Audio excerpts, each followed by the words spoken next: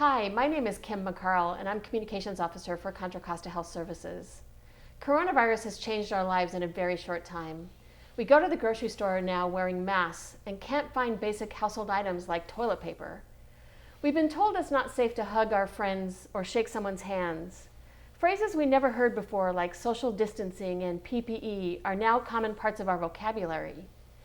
Contra Costa residents have been ordered to shelter in place since mid-March.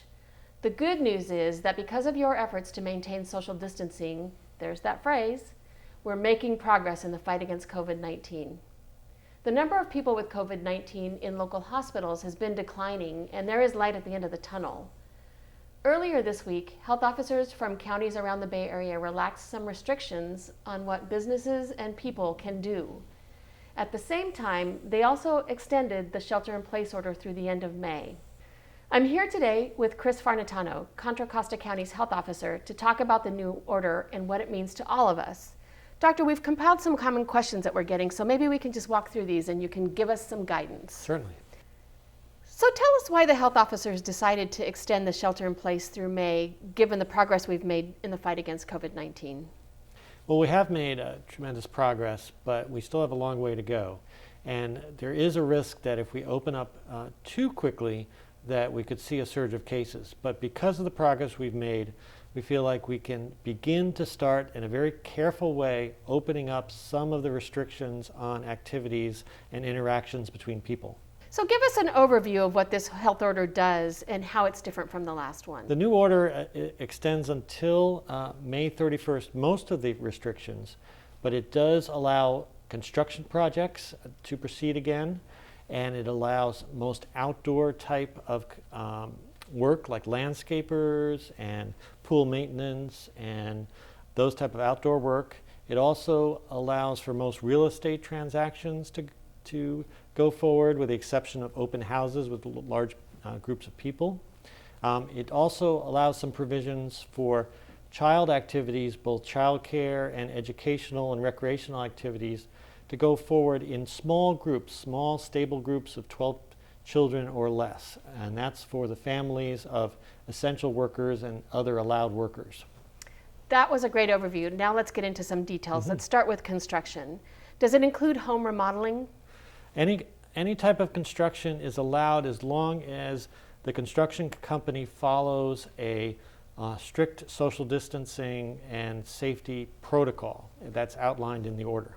And there is information online about what that safety protocol outlines and how they have to follow it. Yes, that's all on our website at cchealth.org. Are there other businesses that were closed under the old order that will now be able to open? There are outdoor businesses such as gardening stores and landscapers and other types of outdoor work will be able to open. So what about pet grooming? So pet grooming is allowed if it is necessary for the health of the pet. There are some animals that do need grooming to prevent health conditions, and that type of grooming is allowed. Purely cosmetic grooming is not allowed. Many people are asking about hair and nail salons. Tell us about hair and nail salons. Hair and nail salons are a difficult issue because of the close contact between people that is necessary for that type of personal care. And so at this point, because we're still early in this epidemic, we are not able to allow those type of activities. Hopefully down the road, as things improve, we may be able to develop protocols for those type of personal care services. Can I go to my dentist? We are starting to encourage the resumption of a lot of routine care, routine health care, as well as dental care, eye care, those other kind of routine health services that a lot of people have put off during the start of this epidemic. So you talked a little bit about gardening and landscaping. Tell us a little bit more about that. Is it anything around gardening and landscaping? So the health officers felt that these are low-risk activities. They happen outdoors. They often happen with just a small number of workers who can safely socially distance. So all type of landscaping, whether it's cosmetic or necessary landscaping can be allowed in the new order. And nurseries fit into that category as well, right? Yeah, businesses that traditionally operated completely outdoors can operate with this new order. So the weather's been great, which makes all of us want to go outside. So let's talk a little bit more about what kinds of outside activities are allowed. We've gotten lots of questions about golf. Let's talk about golf. So the new order has guidelines about what type of recreational activities are allowed. Those are the types of recreational facilities that it's easy to maintain social distancing and there's not use of shared equipment. So things like golf courses and tennis courts are allowed and can easily socially distance, but things like basketball courts where people are close together, swimming pools where it's really hard to separate individuals both around the pool area as well as in the changing rooms, those are not allowed. So we got the question this morning about tennis and singles versus doubles. Yeah, so the guidelines are about what facilities are open, but those people who are in those facilities really still need to follow those social distancing guidelines. And it's really hard to play doubles tennis and stay 6 feet apart. So singles tennis is definitely allowed, but doubles tennis would not be considered an allowable activity. Basketball is another really popular sport. Yeah, basketball, again, involves close contact. It's a contact sport, so contact sports are not something you can socially distance with. What about baseball?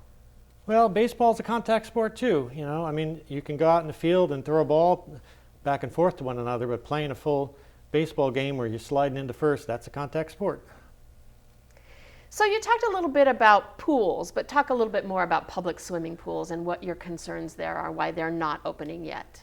Well, there's more and more research showing that this coronavirus can be spread even more than 6 feet when people are vigorously exercising, like running or swimming. So there's concern that even if someone's like swimming in their own lane, the person in the lane next to them, when they're breathing, they could be exposed. And so it's hard to maintain that kind of social distancing in a public pool. We've gotten lots of questions about whether you need to wear a mask if you're walking or jogging or hiking. Let's talk about that a little bit. So there is a face covering order that went into effect a couple weeks ago, and that does require all the public to wear face coverings when you are out in any kind of essential business or interacting in the public. But when you're out exercising, and if you're by yourself or with members of your family, you do not have to wear a face covering.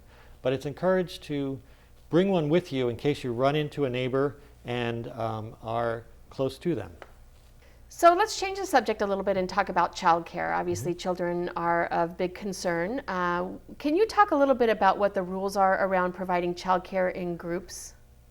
Yeah, childcare is important for essential workers and other allowed businesses because the workers need to have childcare in order to get to work. But childcare is a risk, and so the guidelines set forth ways to try to minimize that risk by keeping children in stable groups of 12 children or less, working with the same teachers or same adult supervisors, so to minimize the chance that the coronavirus can be spread. So along those same lines, this is the time of year where parents start looking for summer camps for their kids. Are kids going to summer camp this summer? Well, summer camp's going to look a whole lot different than it has in previous years. So the guidelines around educational activities for children and youth and recreational activities like camps for children and youth follow similar guidelines. Stable groups of 12 or less children with the same adult supervisors and not mixing groups, not changing groups from day to day. I think a lot of people out there want to know how these decisions are being made. You put some indicators in the new health order that will help people sort of understand what we're looking towards and what kinds of relief we're looking for. Can we talk a little bit about what those indicators are and why they're important? Yes, so we published along with the health order this document of indicators that the health officers from across the Bay Area will be looking at to help make decisions about further loosening of the restrictions. And these indicators are related to how well our health system is prepared to handle a surge of patients, and how well health systems are prepared to test and trace any possible infections throughout the community, and to ensure that people who are testing positive can isolate in a safe place in their home, or for some people who can't isolate in their home, we can provide other places for them to isolate.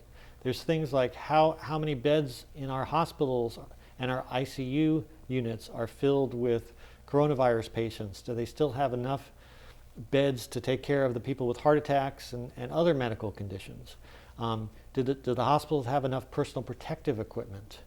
Are we doing enough tests throughout the community so that we're able to test everyone who has symptoms, as well as test other people who might have been exposed, and do enough testing so that we can really tell if the numbers are starting to go up or if they're consistently going down? Do we have a system in place where every person who tests positive can be contacted by the member of the health department, given instructions about how to isolate them? We're able to reach out to all the close contacts of that person, let them know that they've been exposed, that they need to isolate, and how they can get tested themselves. So let's walk through some of those specifically. Testing is a big one that we get a lot of questions about, and right now we're testing somewhere between 300 and 400 people a day in Contra Costa County. And really, we know that we need to be testing more in the 2,400 a day category. How are we going to get there? Well, the health department is already adding lots of different testing sites. We've opened up testing sites all across the county, and those sites are available for anyone in the community who wants to get a test regardless of their insurance. So there's a screening done by telephone, and if they meet the screening criteria, they can get tested. Most health systems like Kaiser, John Muir, Sutter, they also have testing available in their systems of care, and most commercial labs now that are being used for most of the testing are able to turn around the tests in 2, 3, or 4 days, whereas a few weeks ago it was sometimes taking a week or 10 days to get the results. So testing is expanding both in the private sector as well as through the public health department. Our community has been incredibly generous in terms of donating PPE, which has been a challenge to get across the board, and is one of the indicators that you will look at in terms of loosening future restrictions. How is our PPE supply, and is it getting better? It is slowly getting better, but it's still a long way to go. We are getting still requests from healthcare facilities to our emergency operations center. We are filling most of those requests, but we're not always able to fill a complete request. So we're sometimes providing facilities with a week's worth of their masks or gowns when they're asking for a month's worth. We'd like to be at a place where all facilities can get all their PPE needs met through their usual supply chains with their usual vendors, and that they have at least a 30-day supply on hand. We're not quite there yet. It's getting better, but we've got a ways to go. So now I'm going to put you a little bit on the spot. Are you ready for this? Sure. So people have seen your face a lot over the past 6 weeks or so. So I think people want to know a little bit about who you are. So tell us why you became a doctor. Tell us what keeps you going on a daily basis in this crazy time. Well, I went to medical school and did my training in family medicine back in the late 80s and early 90s. And it was actually during the time when the AIDS epidemic was really hitting the country, and we didn't have a lot of treatments available, and so a lot of young people were dying from HIV. And so that inspired my interest in taking care of patients with HIV, as well as continuing my career as a family physician. But that interest in infectious disease actually spurred my interest in public health, because public health does a lot of work around outbreak control and disease management, whether it's measles or tuberculosis or now coronavirus. So that eventually led to my interest and desire to become the county health officer. So on behalf of our community, I really want to thank you. I want to thank you for the work that you do every day, but also for taking the time to make sure that people are informed about the orders and that they really know why it matters. So on behalf of the community, thank you for doing that. I also want to say to the community that it's because of you that we're seeing the progress we're seeing. And if we can hold the line a little longer, I know that we'll see additional relief coming.